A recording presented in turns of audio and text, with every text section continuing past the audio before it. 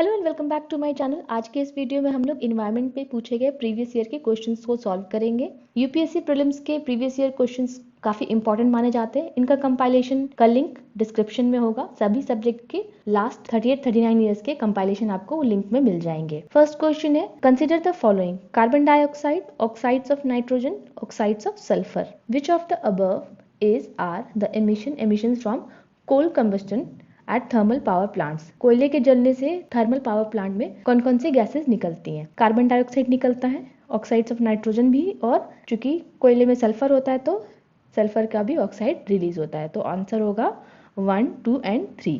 Next, which one of the following national parks lies completely in the temperate alpine zone.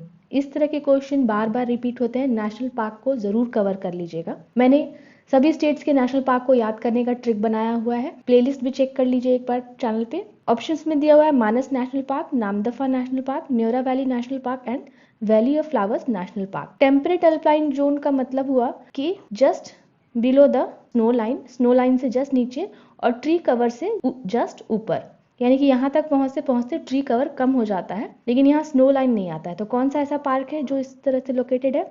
Valley of flowers national park, ये उत्तराखंड में located है। अगला question, consider the following statements: Asiatic lion is naturally found in India only. This is true. Asiatic lion केवल India में पाया जाता है अभी। Double humped camel is naturally found in India only.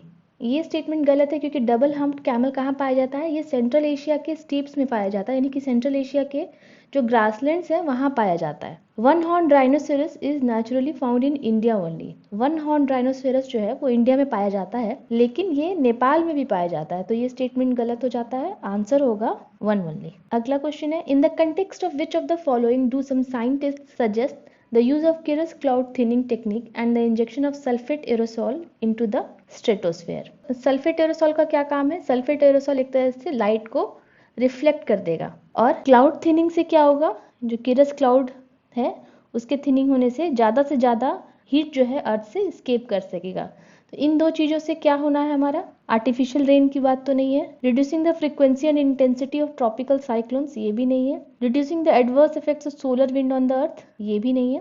Reducing the global warming, अगर heat escape करने का उपाय किया जा रहा है और लाइट रिफ्लेक्शन की बात की जा रही है तो ये ग्लोबल वार्मिंग कम करने की टेक्निक है। So the answer will be D.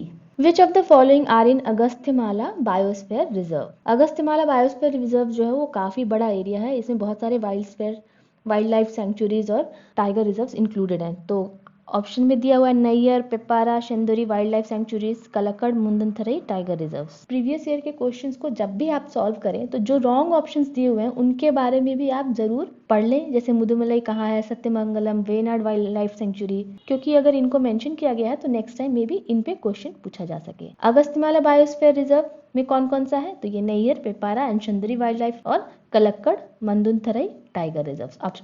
Answer होगा A. Next, the formation of ozone hole in the Antarctic region has been a cause of concern. What could be the reason for the formation of this hole. मैंने ozone hole के depletion पे अभी video बनाया है, जरूर उस video को check कीजिएगा। तो ओजोन होल के डिप्लीशन का क्या क्या रीजन है? ऑप्शंस में दिया हुआ है presence of prominent tropospheric turbulence and inflow of chlorofluorocarbons. तो CFC तो है, लेकिन ट्रोपोस्फेरिक टर्बुलेंस का कोई रोल नहीं है, क्योंकि ओजोन हमारा स्ट्रेटोस्फेयर में है। Presence of prominent polar front end stratospheric cloud and inflow of chlorofluorocarbons, तो ये तो सही है। और पोलर फ्रंट और स्ट्रेटोस्फेरिक क्लाउड्स की वजह से एंटार्क्टिक में तेजी से ओजोन डिप्लीशन होता है।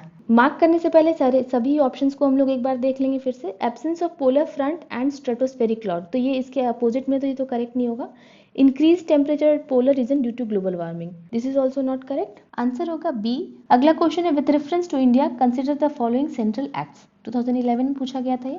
Import and export controls act 1947, mining and mineral development regulation act 1957, Customs Act 1962, Indian Forest Act 1927.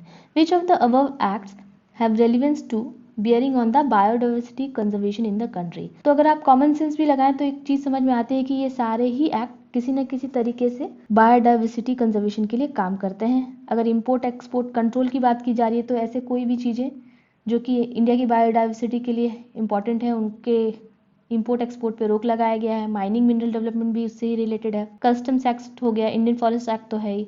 तो आंसर होगा 1, 2, 3 and 4. Next, consider the following kinds of organisms: bacteria, fungi, flowering plants. Some species of which of the above kinds of organisms are employed as biopesticides? किन किन को use किया जाता है biopesticides बनाने में? आंसर होगा 1, 2 and 3 सभी को यूज किया जाता है। Consider the following areas: Bandipur, Bhitarkanika, Manas, Sundarbans. Which of the above are tiger reserves? अभी कुछ दिनों पहले कुछ नए टाइगर रिजर्व्स भी अनाउंस किए गए हैं, तो टाइगर रिजर्व इस बार का इंपॉर्टेंट टॉपिक है एनवायरमेंट से रिलेटेड। करंट अफेयर में इस टॉपिक को कवर कर लेना आप। बांदीपुर कहाँ है? ये कर्नाटक में है and this is a tiger reserve. Bhitarkanika को कहा जाता है कि ये सेकेंड बिगेस्ट वेटलैंड है इंडिया का, काफी ज्यादा बायोडाइवर्सिटी है, उड़ीसा में है ये। मानस आसाम में है, नेशनल पार्क भी है और टाइगर रिजर्व भी है।